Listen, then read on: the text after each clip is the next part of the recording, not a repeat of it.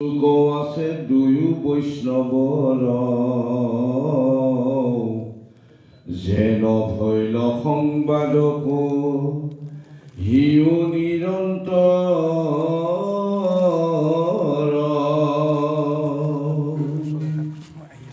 খনিকো নুশুনে কৃষ্ণ কথা যিটো নৰ ব্যৰ্থে আয়ু হৰে সূৰ্য সিটো মনুষ্যৰ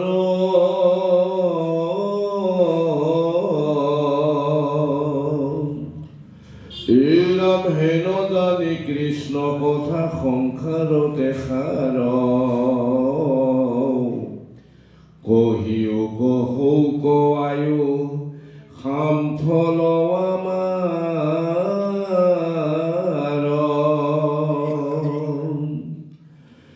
যাৰ কৰ্ণ পথ কন গৈল দামোদৰ কুকুৰ দিশ সিটো নিৰ্দয় পামৰ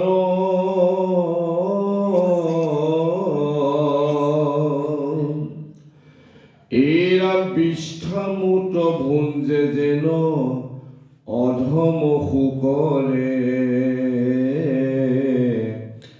উঠে যেন কণ্টকক চুবায়াতি মৰে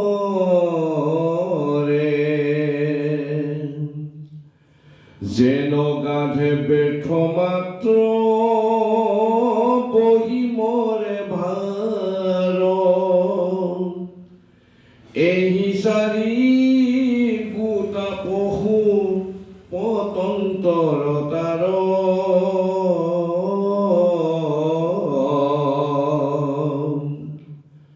এৰাম নপাতয় কাণ সিটো কৃষ্ণৰ কথাত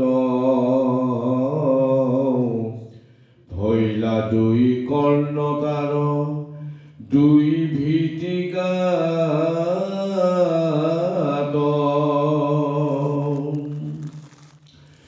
হৰি গুণ নগাই কৰে আনকে ব্যাখ্যান জানা জীৱা ভৈল তাৰ ব্যংগৰ সমান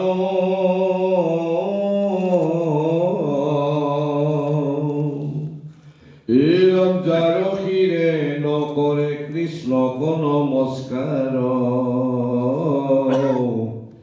কিৰীতি যুগত মাথা ভাৰ ভৈল তাৰ জয় কৃষ্ণ। এই মহাভাগৱতৰ মহা আখ্যান আচলতে নমিক্ষা অৰণ্যত শৌনকাতে ঋষি সমস্তৰ আগত উগ্ৰশ্বাসুতে প্ৰদান কৰিছে। এতিয়া এই কথাখিনি পৰীক্ষিতে শুকৰ পৰা শুনিছে আৰু তাৰ বহু কালৰ পিছত নমিক্ষা অৰণ্যত উগ্ৰশ্বাসুতে এই কথাখিনি এতিয়া শৌনকাতে ঋষি সমস্তক কৈ আছে। এতিয়া এই ভাগৱতৰ বা নামৰ মহাতত্বৰ কথা যিখিনি এতিয়ালৈকে শুনিলে ঋষিমুনিসকলে তাৰপিছত পুনৰবাৰ অতি উৎসুক হৈ এতিয়া উগ্ৰশ্বাসুতক প্ৰশ্ন কৰিছে যে শুনিতে উৎসুক আছে দুই বৈষ্ণৱৰ যেন ভৈল সংসাৰ কহিও নিৰন্তৰ সাধু আৰু সন্তৰ মাজত গুৰু আৰু শিষ্যৰ মাজত মনোৰম যেতিয়া কথা বতৰা গোপন ৰহস্য কথা যেতিয়া চলি থাকে সেইখিনি কথা জানিবৰ কাৰণে সকলোৰে আগ্ৰহ উপজে। আজি এই কথাটোকে কৈছে যে শুনি থাকিলে যেন যে হেঁপাহ নপলায়। শুকমুনিয়ে কৈ আছে, পৰীক্ষিতে শুনি আছে, গতিকে এই ৰহস্য কথাখিনি আমিও শুনিবৰ কাৰণে প্ৰযত্ন কৰিছোঁ যে খনিকো নুশুনে কৃষ্ণ কথা যিটো নৰে ব্যৰ্থ আয়ু হৰে সূৰ্য যিটো মনুষ্যৰ হেন জানি কৃষ্ণ কথা সংসাৰতে সাৰ কহিও কহৌক আয়ু সামফল আমাৰ। এতিয়া এই ঋষিমুনিসকলে কৈছে যে আমিও ব্যৰ্থে আয়ু আমি ক্ষয় কৰি গৈছোঁ আচল ৰহস্যটো আজিলৈকে আমি উদ্ধাৰ কৰিব নোৱাৰিলোঁ। এইকাৰণে কৃষ্ণ কথা আমি শুনো, কৃষ্ণ কথা সাৰ কৰিলোঁ আৰু আমাৰ জীৱনটো যেন আমি সফল কৰোঁ। সেইকাৰণে যিজনে খনেকো কৃষ্ণ কথা যোনে নুশুনে সেইসকলে মিছাতে আয়ুস ক্ষয় কৰি গৈ আছে। সূৰ্য উদয় হোৱাৰ লগে লগে এটা দিন আৰম্ভ হ'ল বুলি আমাৰ মনত আনন্দ আহে, কিন্তু প্ৰকৃততে সূৰ্য কিয় উদয় হয়? যদি আমি পাৰমাৰ্থিকভাৱে যদি চিন্তা কৰোঁ যে আমাৰ পৰা এটা পৰমায়ু নিবৰ কাৰণে সূৰ্যটো পূব আকাশত উদয় হয়, ভাবিলে কেনেকুৱা লাগে চাওকচোন বাৰু। আমাৰ পৰা যদি কোনোবাই যদি কিবা এটা ভাল বস্তু এটা কাঢ়ি নিবৰ কাৰণে যদি সন্মুখত উপস্থিত হয়, আমাৰ মনত কেনেকুৱা এটা ধাৰণা আহিব। কিন্তু আমিতো সূৰ্য উদয় হোৱাৰ লগে লগে আমি ধাৰণা নকৰোঁ যে সূৰ্যই মোৰ পৰা এটা দিন তেওঁ কাঢ়ি লৈ যাবৰ কাৰণে আহিছে। কিন্তু প্ৰকৃততে সেইটো সংসাৰৰ নীতিমতে আমি বাক্যত বন্দী হৈ আছোঁ যে মনুষ্যৰ পৰমায়ু যিমান দিন হয় প্ৰভু সিমান দিনেই মোক দিয়ক, মই সংসাৰলৈকে যাওঁ, তোমাৰ কৰ্ম কৰিম আৰু তোমাৰ ওচৰলৈকে পুনৰ ঘূৰি আহিম। কিন্তু সেই কৰ্মটো আমি নকৰি যদিহে আমি ঈশ্বৰৰ নাম গুণ তত্ত্ব যদি নলওঁ, তেতিয়াহ'লে আমি মিছাতেই আমি দেহটো ধাৰণ কৰিলোঁ। এই কথাৰ কথা বিজ্ঞান ভিত্তিক আমি সকলোৱে তাক অনুধাৱন কৰিব লাগিব। ভাগৱতে কোৱা কোনো এটা কথা আমি অবাবতে কৈছে বুলি আমি কেতিয়াও ভাবিলে নহ'ব। এইকাৰণে কৈছে যে জানি কৃষ্ণ কথা সংসাৰতে সাৰ কহিও কহৌক আয়ু সাম্ফল আমাৰ। গতিকে এতিয়াহে জানিলোঁ যে কৃষ্ণ কথা সাৰ, এই কথা সাৰ শুনিলেহে আমাৰ জীৱনটো সফল হ'ব। আমি যে পৰমায়ু লৈ আহিছোঁ সংসাৰলৈকে, তাৰ ফলটো হ'ব। চাওকচোন বাৰু, ভগৱন্তে আমাক সময় দিছে, সময়টোক আমি কেনেদৰে বান্ধি ৰাখিছোঁ। আজি শংকৰদেৱ গুৰুজনাই ৫৫০ বছৰ আগত এইখন পৃথিৱীলৈ আহিছিল সাধাৰণ এজন মনুষ্য ৰূপে, কৰ্ম কৰিলে সাধাৰণ এজন মনুষ্য ৰূপে, কিন্তু সেই কৰ্মখিনিয়ে শেষত গৈ অসাধাৰণ এটা কৰ্মত পৰিণত হ'ল। যি সময়ত তেওঁ এই মহাভাগৱত তেওঁ বা শাস্ত্ৰ ৰচনা কৰিছিল, তাৰ এটা নিৰ্দিষ্ট সময় আছে। সেই সময়ৰ ভিতৰত কৰ্মটো সাধন কৰিলে আৰু সেই কৰ্মটোতে বা সেই সময়খনতে আজি তেওঁ নিজেই কি স্বৰূপত আছে, এই ভাগৱতৰ গ্ৰন্থৰ মাজতেই তেওঁ লুকাই আছে। গতিকে মাধৱদেৱক কৈছে, মাধৱদেৱে যেতিয়া প্ৰশ্ন কৰিছিল যে হে গুৰুদেৱ, তুমিতো যাবাগৈ দুদিনৰ পিছত, তুমি যোৱাৰ পিছত তোমাক মই ক'ত বিচাৰি পাম? তেতিয়া তেওঁ কৈছে যে তুমি যদি বিচাৰি পোৱা ভাগৱত আৰু কীৰ্তনৰ মাজতে তুমি মোক বিচাৰি পাবা। অৰ্থাৎ শংকৰদেৱ ইয়াতে লুকাই আছে। তদ্ৰূপ এই শংকৰদেৱৰ লগতে প্ৰভু ভগৱন্ত ইয়াতে জানো লুকাই থকা নহয় জানো? ঈশ্বৰ পুৰুষ আৰু পৰম ভগৱন্ত এক ৰূপ বুলি ক'ব লাগিব, যিজনে নিজকে কিন্তু কৃষ্ণৰ কিংকৰ বুলি পৰিচয় দি আছে, সেইজনো এই ভাগৱততে আছে। তদ্ৰূপ সেইকাৰণে আমি এই কৃষ্ণ কথা জগতৰে সাৰ বুলি আমি ক'ব কৃষ্ণ।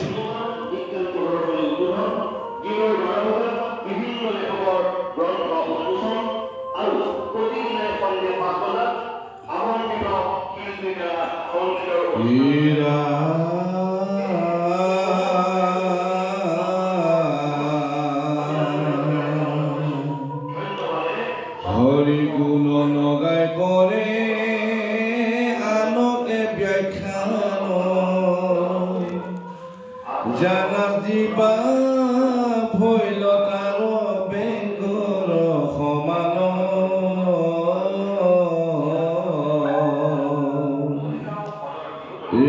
জাৰসিৰে নকৰে কৃষ্ণক নমস্কাৰ, কিৰীটে যুগুত মাথা ভাৰ ভৈলতাৰ,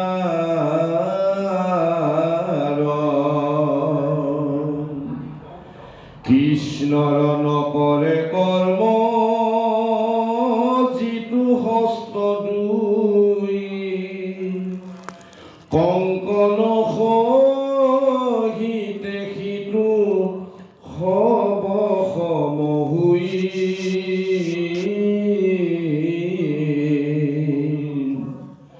এৰা কৃষ্ণৰ মূৰ্তিক যিটো নেদেখে অধম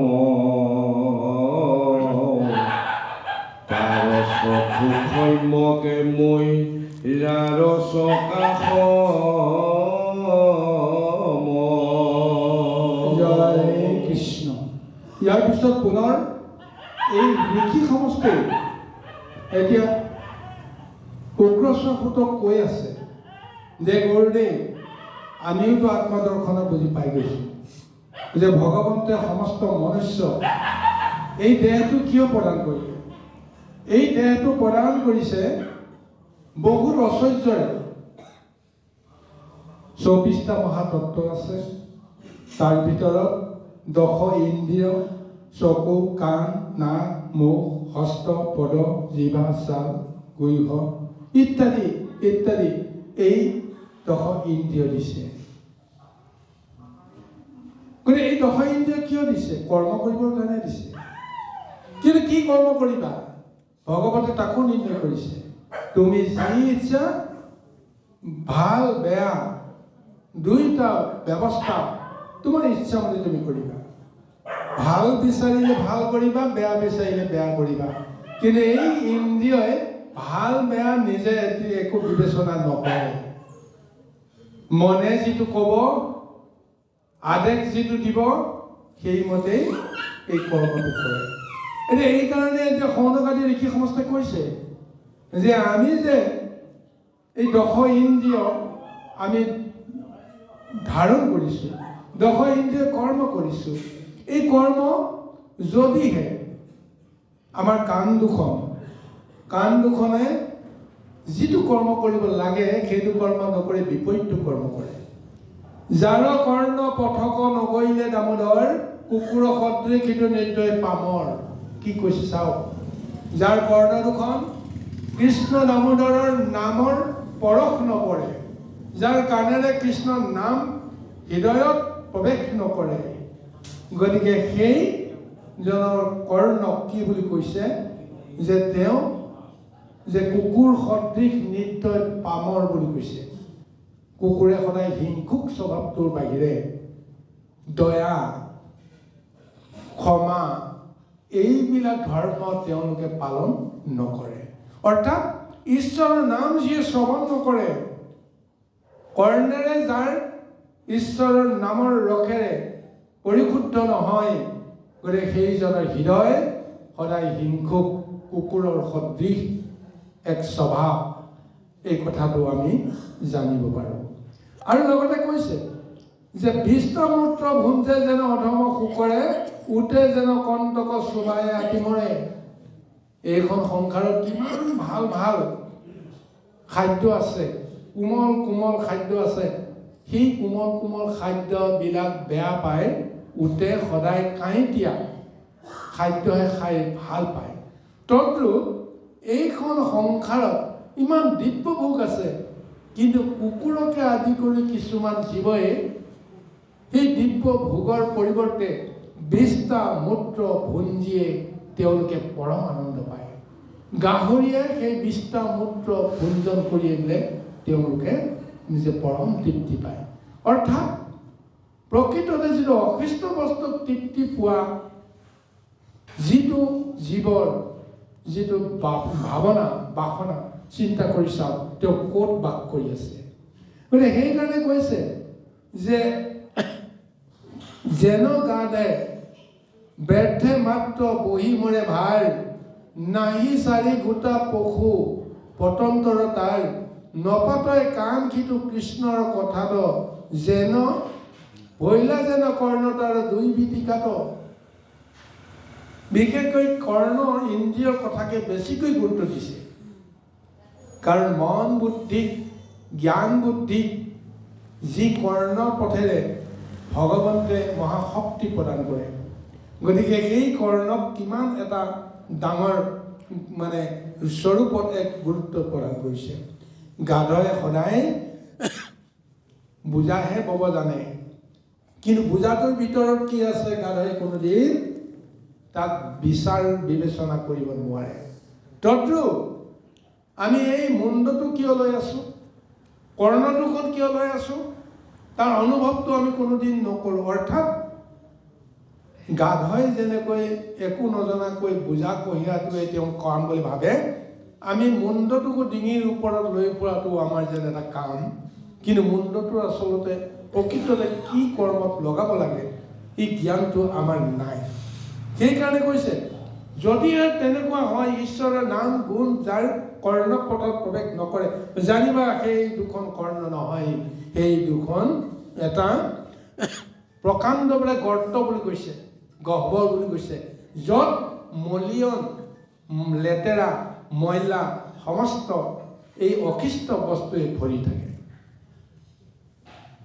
আৰু কৈছে হৰিগুণ গাই কৰে অনায়াকে ব্যাখ্যান, জানা জীৱা ভৈলত আৰু বেংগৰ সমান। এইখন জীৱাক আমাক সোৱাদ ল'বৰ কাৰণে, খাদ্যৰ সোৱাদ ল'বৰ কাৰণে ভগৱন্তে আমাক দিছে, আমি স্বৰূপতে সেইটোকে ভাবোঁ। কিন্তু এই জিভাই খাদ্যৰ লগতে আৰু কি ডাঙৰ কৰ্ম কৰে যে তেওঁ শব্দ ব্ৰহ্মক এটা ৰূপ দিব পাৰে। এই কথাটোতো আমিতো উপলব্ধি নকৰোঁ। সেই শব্দ ব্ৰহ্ম ক'ত সৃষ্টি হয়? শব্দ ব্ৰহ্ম হৃদয়তে সৃষ্টি হয়। প্ৰভু ভগৱন্তে এটা বিজ্ঞান কাৰিকৰী এটা দক্ষতাৰে আমাৰ দেহটোৰ ভিতৰতে বায়ুৰ জৰিয়তে এই শব্দক এটা ৰূপ দিয়ে আৰু জ্ঞানৰ জৰিয়তে শব্দক এটা শক্তি দিয়ে, আৰু সেই শক্তিটোৰে শব্দ ব্ৰহ্ম ৰূপ লৈ জগতত বিচৰণ কৰে। মুখৰ জিভাৰে সেই শব্দ ধ্বনি জগতত প্ৰকাশ হয়, আৰু সেই শব্দ ধ্বনিয়ে জগতত ক্ৰিয়া কৰে। জানিতে অজানিতে তাৰ স্বৰূপটো আমি উপলব্ধি কৰিব নোৱাৰিব পাৰোঁ, কিন্তু প্ৰকৃততে আমাৰ মুখৰ পৰা অহৰহ যে শব্দ যে বাহিৰ হৈ আছে, নাভাবিব এই শব্দৰ প্ৰভাৱ এৰি যাব। ভগৱন্তে সেই শব্দ তৈয়াৰ কৰি দিছে হৃদয়ত, আৰু সেই শব্দ ধ্বনি জিভাৰে যেতিয়া কণ্ঠৰে যেতিয়া এটা ৰূপ লৈ বাহিৰলৈ আহে, নিশ্চয় প্ৰতিক্ৰিয়া কৰিব। তাৰ শক্তিটো যেনেকেই নহওক প্ৰয়োগ হ'ব।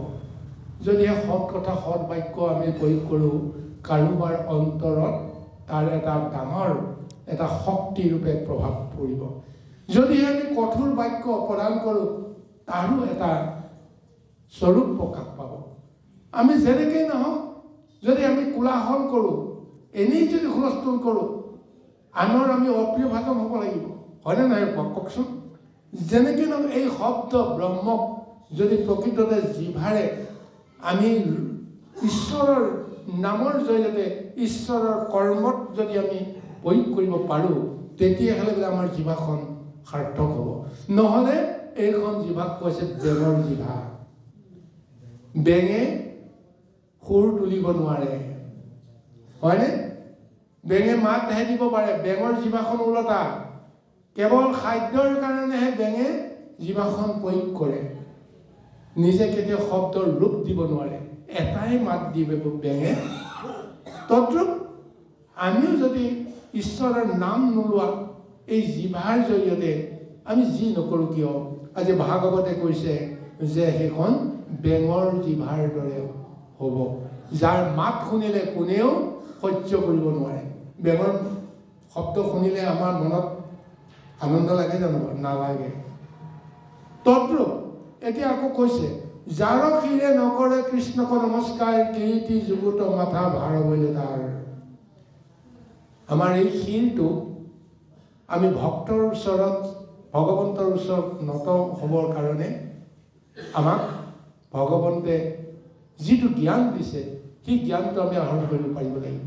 কিন্তু যদি মই শিৰ উচ্চ কৰি ফুৰোঁ যে কাৰো তলত মই নহয়, মোৰ তলত সমস্তবিলাক থাকিব, এই মহা অহংকাৰটো যদি থাকে, তেতিয়াহ'লে ভাগৱতে কৈছে আচলতে তেওঁৰ একো লাভ নহ'ল। তেওঁ কি হৈছে, এই মাথাটো এদিন মহাভাৰ হিচাপে তেওঁ নিজে গণ্য কৰিব। মূৰৰ বিষ হ'লে আমি এই মূৰটো দাঙিব নোৱাৰোঁ, হয়নে? চিন্তা কৰি চাওকচোন, গোটেই দেহৰ ভিতৰত ডিঙিৰ পৰা মূৰলৈকে এই খণ্ডটোৰ ওজন কিমান? গোটেই দেহটোৰ ওজন কিমান? যদি আমাৰ 70-80 কেজি ওজনৰ দেহটো আমি যে ধাৰণ কৰি আছো, ডিঙিৰ পৰা ওপৰলৈকে এই মুণ্ডটোৰ দেহৰ তুলনাত কিমান?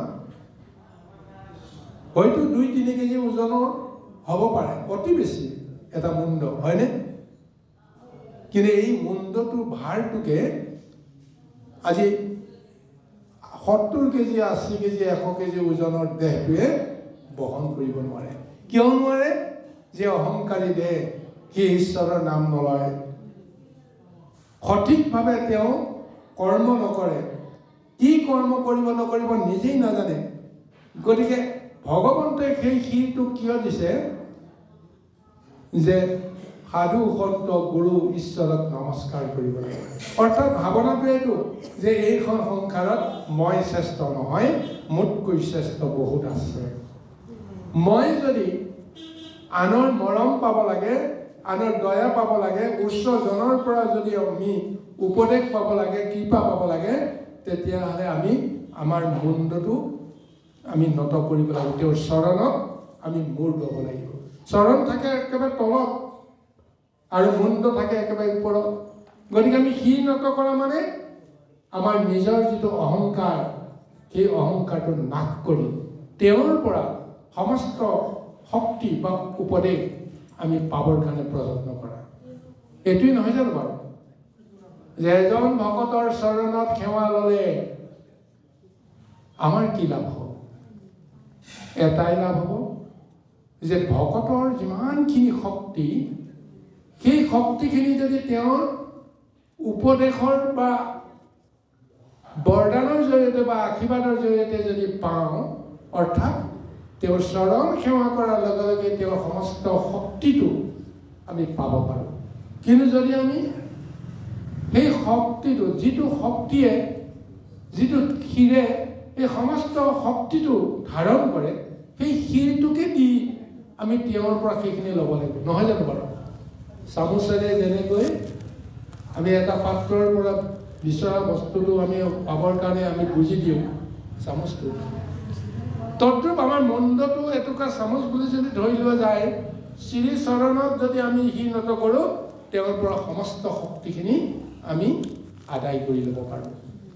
গতিকে এইকাৰণে ভকত সেৱা কৰাৰ যিটো আনন্দ, ভকতি ভাৱেৰে কৃষ্ণৰ নাম লৈ কৃষ্ণক আশ্ৰয় কৰাজনেহে তাৰ আনন্দ সুখ উপলব্ধি কৰিব পাৰে। আৰু এতিয়া লগতে আমাক কৈছে যে কৃষ্ণৰ নকৰে কৰ্ম যিটো হস্ত দুই, কংকন সহিতে সিটো সবসম হুই।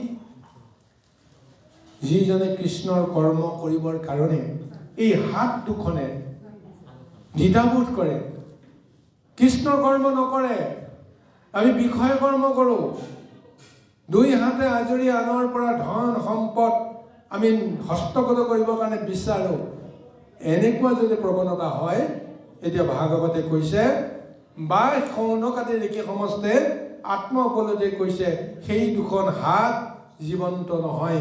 প্ৰকৃত পক্ষে যে কংকন সহিতে যদিও সোণ ৰূপৰ অলংকাৰে প্ৰসিদ্ধ হৈ আছে, কিন্তু সেই হাতখন আচলতে জীৱিত নহয়, এক শৱৰূপত এটুকুৰা মৰা কাঠৰ লগত তুলনা কৰিছে।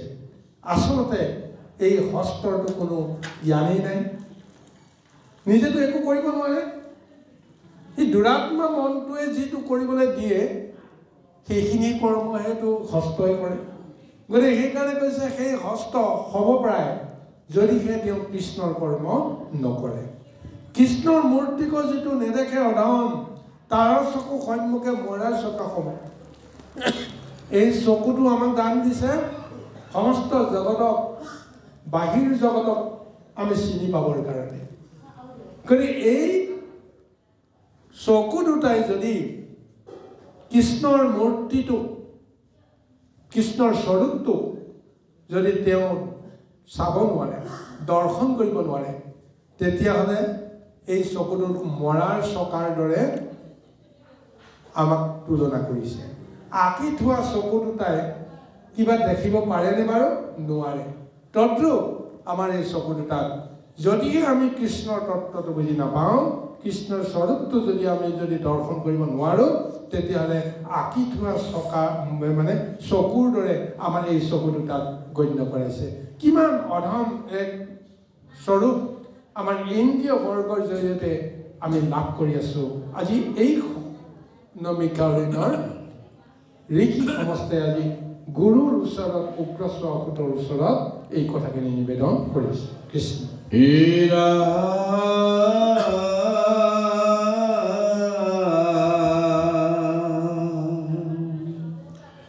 কৃষ্ণৰ থানক যিটো নকৰে গমন,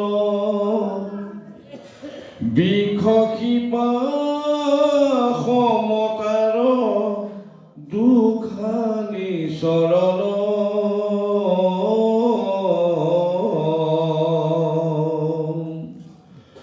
এয়া ভকতৰ পদৰেনো নলৱে যিজন, জীৱন্ততে সবসিতো মৃতক সমান।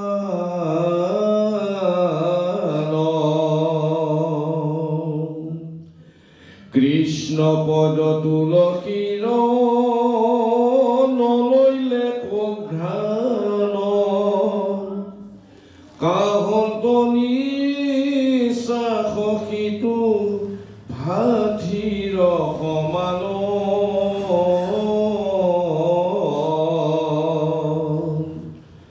এৰাম হৰি হৰি বোলন্তেনো হিকাৰো মাংসিত, বজ্ৰশিলা সদি সজা নিবাতাৰ চিত্ত।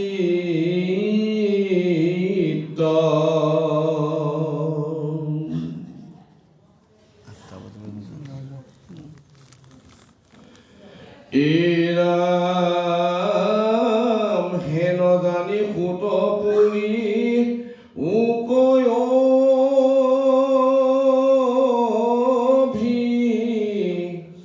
মত,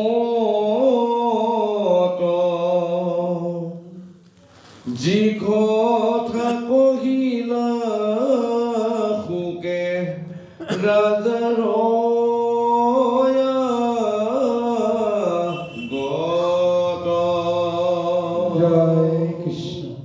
ইয়াৰ পিছত আমাক আকৌ বৰ্ণনা দিছে যে আমাৰ এই ভৰি দুখন ভগৱতে আমাক কিয় দিছে?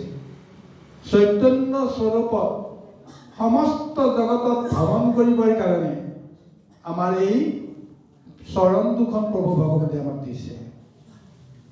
কিন্তু চৰণৰ কাম কি? আমি তাক উপলব্ধি কৰিব লাগিব। কিন্তু প্ৰকৃততে চৰণৰ কৰ্মটো হৈছে যে য'ত ঈশ্বৰ আছে বুলি ভবা যায়, ঈশ্বৰ দৰ্শনৰ অভিলাষ লৈ আমি সেই ঠাইলৈ গমন কৰিলেহে আচলতে চৰণৰ প্ৰকৃত যিটো কৰ্ম, প্ৰকৃত ধৰ্ম সেইটো ৰক্ষা পৰে। যদি ঈশ্বৰৰ থানক নগৈ যদি আমি অন্য থানক যাওঁ, বিষয় বাসনা সূত্ৰে যদি আমি কৰ্ম কৰিবলৈ যাওঁতে কোনোদিন আমাৰ চৰণ দুখনে মন্দিৰ দৰ্শন নকৰে, ঈশ্বৰ দৰ্শন নকৰে, তেতিয়াহ'লে এই চৰণ দুখনক আমাক কি বুলি উদাহৰণ দিছে? যে এজোপা বৃক্ষৰ লগত তুলনা কৰিছে, বৃক্ষৰ শিপাৰ লগত তুলনা কৰিছে, যি বৃক্ষই একে ঠাইতে থাকিবৰ কাৰণে বাধ্য হ'ব। একে ঠাইতে থাকি বতাহ, বৰষুণ, ঢৌ ধুমুহা এই কোববিলাক তেওঁ সহ্য কৰিব লগা এটা জড় এক স্বৰূপত কৰ্ম কৰিব লাগিব। গতিকে আমাক কি উদাহৰণ দিছে?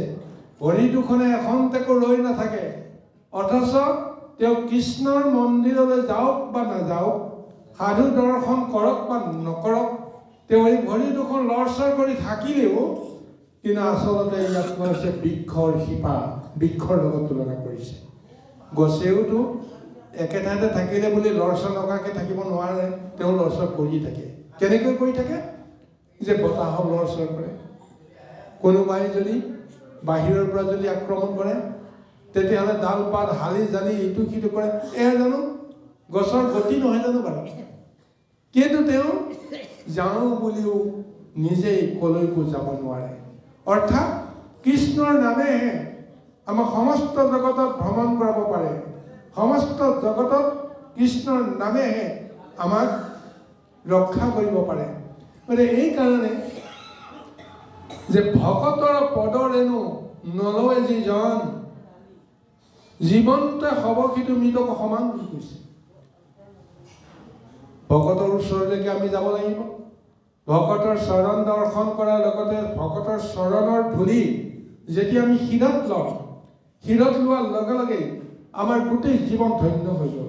ইয়াৰ আগতে ক্ষমাৰ মহত্বৰ কথাটো আমি অকণমান চুই গৈছোঁ। যদিহে আমি ভকতৰ পদধূলা লওঁ, ভকতৰ পদধূলা কি থাকে? ভকতৰ সমস্ত শক্তি থাকে। ভগৱন্তৰ পদচিহ্নত কি থাকে? পঞ্চচিহ্ন থাকে। ধ্বজ ব্ৰজ জব পংকজ অংকুশ। ভকতৰো পদচিহ্ন সেইটো স্বৰূপেই থাকিব। চিহ্নকেইটা আমি দেখা নাপাব পাৰোঁ, কিন্তু তাৰ তত্ত্বটো আছে, ৰহস্যটো আছে। সেই পদধূলা যদি আমি শিৰত লওঁ, ভকতে যদি আমাক আশীৰ্বাদ দিয়ে, তেতিয়াহ'লে সমস্ত মনৰ বাঞ্ছা পূৰণ হওক বুলি আশীৰ্বাদ দিয়াৰ পিছত তেতিয়াহ'লে আমি ভবা মতে সমস্তখিনি বাঞ্ছা আমি পূৰণ তেওঁৰ আশীৰ্বাদৰ জৰিয়তে পাব পাৰোঁ। তেওঁ আশীৰ্বাদ দিয়া মানে ঈশ্বৰৰ আশীৰ্বাদ দিয়ে। গতিকে সেইকাৰণে কৈছে কৃষ্ণৰ তুলসীৰ নলয় ঘ্ৰাণ, কাহন্ত নিশ্বাসে সেইটো ভাটিৰ সমান। এই নাকটো আমাক কিয় দিছে? নাসা কিয় দিছে? উশাহ নিশাহ ল'বৰ কাৰণে দিছে। উশাহ নিশাহ লোৱাটোৰ লগতে সুগন্ধি দ্ৰব্য এইখন সংসাৰত আছে, সেই দ্ৰব্যবিলাকক আমি কি কৰোঁ? সেৱন কৰিবলৈ আমাক কোৱা হৈছে। অৰ্থাৎ জগতত যিমানবিলাক সুগন্ধি দ্ৰব্য আছে আমাক দেহক লাগে, মনক লাগে। সেই শক্তিবিলাকে আমাৰ দেহ মন ইন্দ্ৰিয়ক পৰিপুষ্ট কৰে। যদি সেই সুগন্ধি দ্ৰব্য যদি আমি নাপাওঁ, ফুলৰ ঘ্ৰাণ যদি কোনোদিন নলওঁ, ঈশ্বৰে ভাল পোৱা তুলসীৰ গোন্ধ যদি আমি কোনোদিন নলওঁ, তেতিয়াহ'লে প্ৰভু ভগৱন্তে কৈছে যে আচলতে আমাৰ এইটো নাক নহয়। কমাৰ শালৰ ভাটিটোৰ দৰে আমাৰ এই নাক দুটাই কেৱল অহা যোৱা বতাহৰ এটা গতি ল'ব। কলিজাটো কমাৰ শালৰ ভাটিৰ লগত তুলনা কৰিছে, কেৱল ধপধপাই থাকিব, উঠা নমা কৰি থাকিব। ইয়াৰ পৰা কি ওলাব? গৰম বতাহ ওলাব, হয়নে? জুই নিৰ্গত হ'ব, যি গৰম বতাহ জুয়ে সমস্ত জগতক জীৱক নানা ধৰণৰ পীড়া দিব। অৰ্থাৎ আমি যদি সঁচাকৈ ঈশ্বৰে ভাল পোৱা সুগন্ধি দ্ৰব্যবিলাকৰ যদি সুগন্ধ লওঁ, তেতিয়াহ'লে ভগৱন্তৰ ইন্দ্ৰিয় মহা তৃপ্তি পায়। গতিকে আমি কৰ্ম কাৰ কাৰণে কৰিব লাগে? খাদ্য আমি কাৰ কাৰণে আমি ল'ব লাগে? আমি কৰ্ম কৰিব লাগে ঈশ্বৰৰ কাৰণে। কৰ্ম কৰিব লাগে বা খাদ্য আমি গ্ৰহণ কৰিব লাগে ঈশ্বৰৰ কাৰণে। কিহত? তাৰ তাৎপৰ্যতা নাই যে স্বয়ং প্ৰভু ভগৱন্তটো হৃদয়ত আছে, যে আমি লৌকিকভাৱে আমি বাহিৰত আছো, ইন্দ্ৰিয় বৰ্গই কৰ্ম কৰে। ভগৱন্তে দিয়া ইন্দ্ৰিয় ভগৱন্তৰ নামত কৰ্ম কৰিব লাগিব। গতিকে ঈশ্বৰে কি খাদ্য বিচাৰে আমি সেইটো জানিব লাগিব। ঈশ্বৰে নোখোৱা খাদ্য যদি আমি গলগ্ৰহে আমি মহা তৃপ্তিৰে গ্ৰহণ কৰোঁ, ভগৱন্তে মুখ আৰু চকু মুদি তেওঁ নিদ্ৰা যোৱা ভাও যদি লাল কাল হৈ পৰি থাকিব। তেওঁ নাখায়। নোখোৱাজনে কি কৰিব? মুখ মেলি থাকিব নেকি? চকু মেলি থাকিব নেকি? নাথাকে। কিন্তু তেওঁ বিচৰা দ্ৰব্যটো যদি আমি দিওঁ, তেওঁ মুখো মেলিব, চকু মেলিব। তেওঁ যেতিয়া হৃদয়ত থাকি মুখ মেলিব, চকু মেলিব, তেতিয়া আমাক জ্ঞান দৃষ্টি দিব, চিত চেতনা বুদ্ধি দিব। আমাৰ মুখেৰে মহা মহা ঈশ্বৰৰ মহাতত্ব ব্যাখ্যা উপদেশ এইখিনি আমাৰ মুখৰ পৰা নিকৃত হ'ব। ভগৱন্ত মুখ মেলা মানে আমি মুখ মেলি আছোঁ। কিন্তু সেইজন প্ৰভু ভগৱন্ত যিজন পৰমাত্মা পুৰুষ, নিৰ্গুণ পুৰুষ, তেওঁ কিয় আমাৰ দেহৰ মাজত ৰৈ আছে, এই কথাটো যদি আমি উপলব্ধি কৰিব পাৰোঁ, তেতিয়াহ'লে আমি শিহৰিত হ'বলৈ বাধ্য। কাৰণ চাওকচোন, বিষয়ৰ এই সংসাৰত কেতিয়াবা আমি কিমান দুখ যন্ত্ৰণাত আমি লালকাল হৈ থাকোঁ। ব্যাধিযুক্ত নৰিয়াত পৰি থকা এই মুমূৰ্ষজনে হয়তো কেতিয়াবা ভাবে, হে প্ৰভু, তুমি মোক কিয় মাৰি নিনিয়া? মোক ইমান যন্ত্ৰণাই তুমি কিয় দি আছা? সেইকাৰণে তেওঁ ঈশ্বৰ গালি পাৰে যে সংসাৰৰ সমস্ত দুখ যন্ত্ৰণা তুমি মোকে দি আছা। তুমিতো আনক দিবলৈ যত্ন কৰাৰ পৰিৱৰ্তে মইতো কি দুখ কৰিলোঁ, যাৰ কাৰণে মই সমস্ত দুখ মই এতিয়া লৈছোঁ। কিন্তু এই কথাখিনি আমি যদিও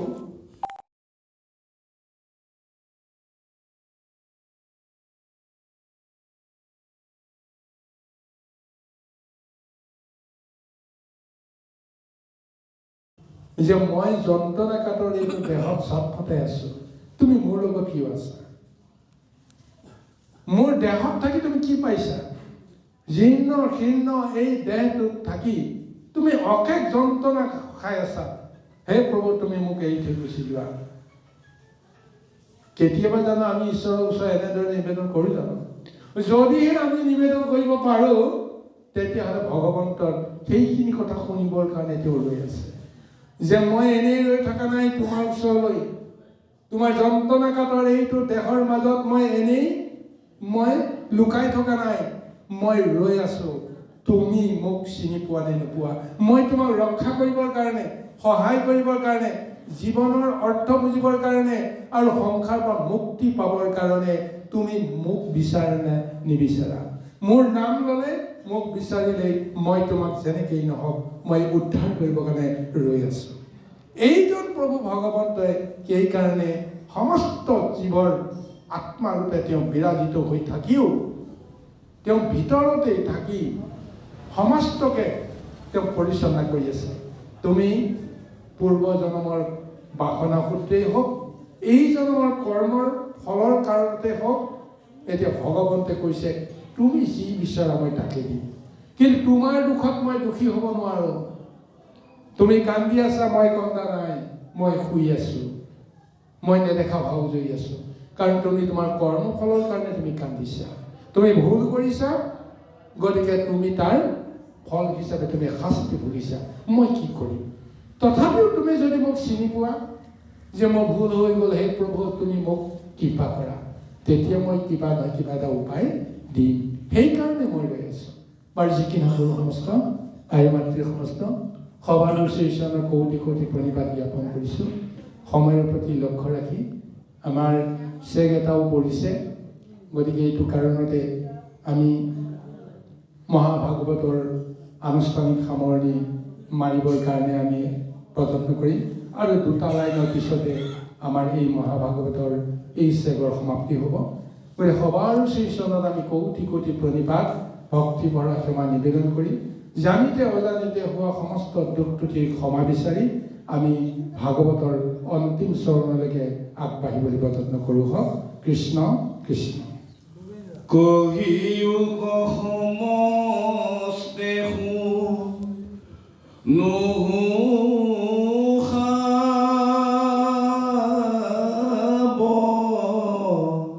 ধানে। তৃতীয় অধ্যায়ৰ কথা গৈলাৱে